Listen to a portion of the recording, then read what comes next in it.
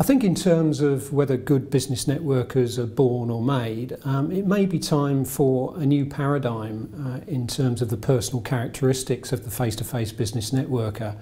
I think the old model of the extrovert salesperson, the kind of hail fellow, well met, might be due for an update.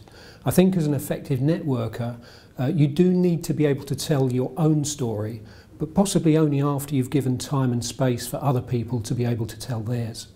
I think I see good networking practice in three stages really. There's the preparation beforehand, there's the actual doing it, and then the following up afterwards. To take the first one of those, the preparation, I mean, of course you can attend a networking event without doing any preparation and still make some contacts. However, the very best networkers don't leave things to chance. So couple of things really. You can research some interesting or unusual facts regarding the location, regarding the speaker if there is one, regarding the host, and that will stand you in good stead in terms of having some small talk for when you get into networking mode actually during the event itself.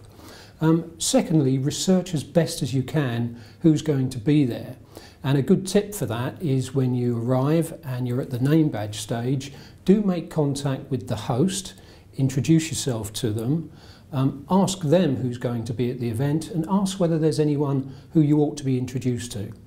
In terms of doing it, unfortunately it's not something that you can do from the garden shed. If you need some practice, do Google networking events in your area and book yourself into some. You'll also find that the IOD also run networking events, so it's worthwhile looking at the website there. The more you attend, the easier you'll find it to practice and also refine your individual networking style. In terms of how many people you should approach at the event, quite often you'll find that less is more. It's much better to try and build a deeper relationship with fewer people than, for example, to try to work the room and end up having superficial conversations with everyone. We've talked about preparation beforehand, we've talked about actually doing the networking. The third part would be following up.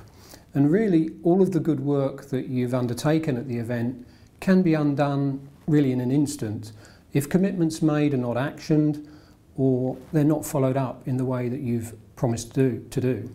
Now this is vital for building a solid reputation with your networking partners, and also following up opens the door to further face-to-face contact and the opportunity to build deeper relationships with that person. Bear in mind at this stage that assertiveness is perfectly okay. Some feel slightly uncomfortable with this, perhaps feeling that they're being pushy.